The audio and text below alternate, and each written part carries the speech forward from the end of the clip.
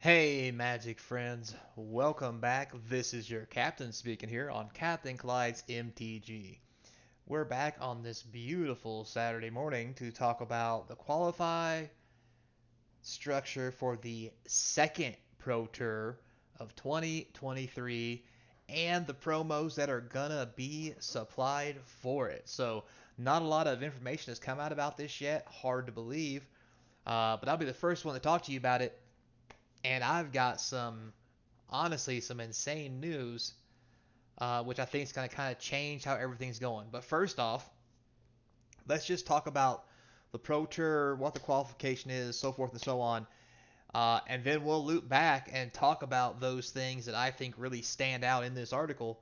So let's get ready for it. So tray tables and seat backs in a full upright position as we get ready to take off into the new world of the Pro Tour for Magic the Gathering. So as you can see here, they posted on their website qualify for the second Pro Tour of 2023 and get promos.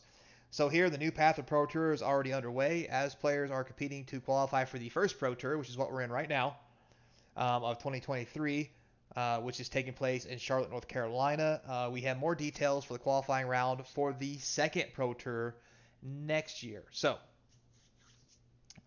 uh, let's get into that a little bit. So here it tells you upcoming regional qualifying championships. Qualifying round for the regional championships for Pro Tour number 2 are going to start October 1st, 2022, and run through December 18th, 2022. So not a whole lot of time. October, November, December. So we got 1 quarter.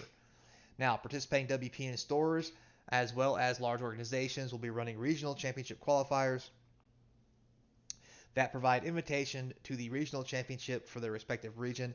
These regional championships will take place in the first quarter of 2023, and the qualified players for the Pro Tour number 2 later in 2023. So it also says down here the round of RCQs include new promos that you can earn by completing in your region. At this time, they are da da da da Thraven Inspector and Selfless Spirit. So it looks like a lot of white weenie going on, and that's cool and all. But obviously, these are not going to be the kind of borderless treatment cards that are really going to drive people in. It's really going to have to be for the Pro Tour. So now, with that said, October 1st through December 18th, regional championship qualifier promo cards are these. So it talks about the Thraven Inspector. Non-foil versions are available at participating local qualifiers. Traditional foil versions are available as well through participating in larger open qualifying events um, at your regional qualifier. So, Selfless Spirit, same thing. Tells you who the guys are who drew it. We have looks like Yuko Shizumi for this one, which honestly is not too shabby. Selfless Spirit, here's Justine Jones, also not bad. Uh, so then as we go down a little deeper, it says regional championships for Pro Tour Qualifier 2 will be scheduled uh, between February 25th through April 2nd. Format for these regional championships will be standard constructed. Very interesting. So it says here top finishers from these regional championships will earn invitations to the second Pro Tour 2023. The exact invites vary per region. The winners of each region, as well as the finalists in the USA, EMEA, and Japan, will also qualify for the World Championships. The regional championship promo card, as you've already seen a little bit of peeking out there. That's right, it's Gideon, ally of Zendikar, not too shabby. Non-foil versions will be provided to the regional championship participants, while top finishers each region will receive traditional foil versions of the card. This is drawn by Alex Zerdit. Um, Pretty interesting. So talks then below here, it talks about qualifying for your Pro Tour. Pro Tour 1 and 2 are in our final names once we share the upcoming Magic sets of 2023 with Wizards uh, presents on August 18th, so mark that date. We'll have memorable Pro Tour names that will reflect the set that you can play, at each event. So, and while the RCQs and Pro Tour 2 start in October, there's still time for you to qualify for Pro Tour number 1, upcoming qualifiers, yada yada yada. Is the first step to the regional qualifiers taking place between November and December later this year. Who will start your journey, yada yada yada. Depending on where you go, there's different sites for every area. If you're watching from the US, you'll have to go here to the DreamHack site. Anywhere else, obviously, Canada's face-to-face games. This area is Legacy. Good Games is doing this. Kadu's in China, haven't heard of them. Big Magic, Oracle Events, Game Square, City Class Games, Yellow Rabbits in Mexico. South America is Magic Sure, I guess. So there's the information. Now that we've talked about it, let's speculate and actually let me tell you what I think this means. So the first big thing I think we should talk about here is the promos. So the promos you're seeing, Gideon Ally of Zendikar, Thraben Inspector, Selfless Spirit, these are all from the same set block, Battle for Zendikar, from the White Winnie deck. So I think that's very telling as to why they would choose those particular cards when they're not tournament legal. Dun dun dun. Does that mean that when we go to Dominaria, we may be going back to Zendikar or some set like it where these cards will be reprinted, in Estrada or what have you, in the future? So that's something to think about. Now, I'm not saying we are, I'm not saying we will, but it's very interesting that these would be the cards that they choose to reprint when they have very little to no value.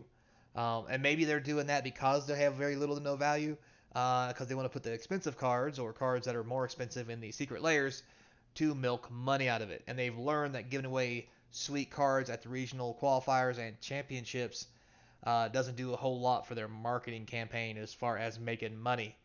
So there's two things to look at there. There's the one I just told you, plus there's also the one that these cards are going to be reprinted soon, so that they're actually usable in these qualifier seasons, or maybe even in the Pro Tour as a format staple, because we may be going back to these kind of sets. So something to think about there. Now, also, I think a big thing here to take a look at is we talk about Pro Tour 2, right?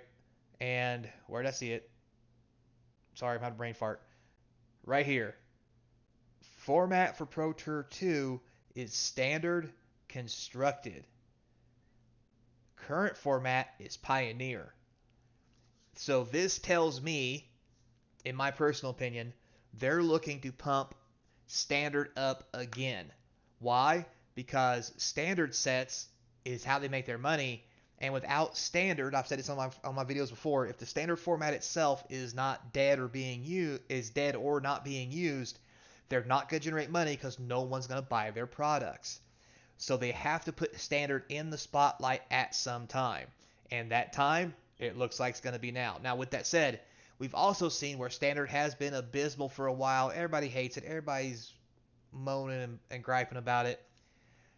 With this being standard constructed, if the championships also are standard constructed, which start in October for like the regional championships, it says it'll be scheduled between the 25th and the 2nd. It says it's going to be standard constructed. That tells me that standard will probably be the Pro Tour 2 one of their formats. I want you to think about that for a second, because it becomes optional October 1st for round 2 of the second Pro, or for the second Pro Tour. September, or I'm sorry, we are in the midst of, no, it is September. I'm right. I was right. In September, there's going to be a rotation. All the sets people have complained, bitched, and whined about are going to rotate out. We had a video about it. We're going to lose all the older sets.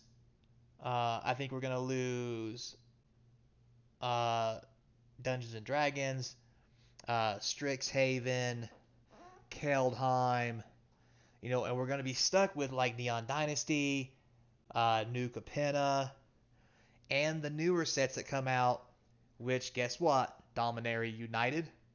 They've already been shilling that one pretty good, and they've already got a big market for it because they've done the whole secret cards and packs with legend cards, and the Brothers War.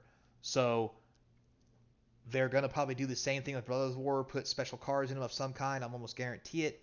And those formats and the cards that are currently up for sale, which aren't doing good, plus the new cards that will be doing good, are going to be your standard format.